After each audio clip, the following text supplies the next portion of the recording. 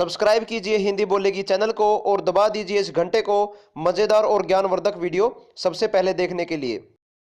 नमस्कार दोस्तों, आप लोगों ने खेतों में कंबाइन हार्वेस्टर मशीन को फसल की कटाई करते हुए तो जरूर देखा होगा, लेकिन कंबाइन काम कैसे करती है ये कोई नहीं जानता।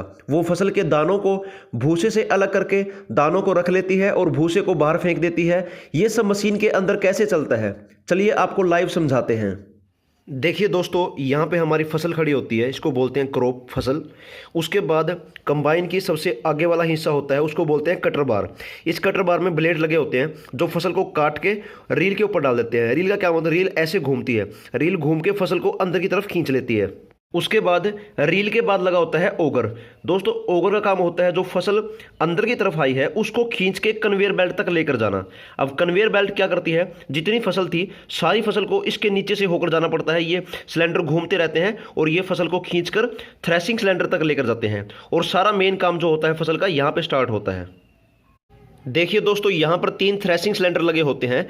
ये थ्रेसिंग सिलेंडर क्या करते हैं, जितनी फसल कन्वेयर बेल्ट के द्वारा ऊपर तक आती है उस सारी फसल को पीट पीट कर दानों को भूसों से अलग कर देते हैं और दानों को भूसों से अलग करके भूसों को और दानों को, यहाँ पर सीव लगी होती हैं, सीव को बोलते हैं छलनी या झरना, इन झरनों के ऊपर पूरी फसल को फेंक देते हैं। अब देखिए दोस्तों, ये जहाँ पर ये सीव का पूरा पूरा सेट लगा होता है, झरनों का सेट होता है, उससे आगे एक ब्लोअर फैन लगा होता है। ये ब्लोअर फैन क्या होता है, एक बड़ा सा पंखा होता है जो क्या करता है, भूसे को दाने से अलग करता है।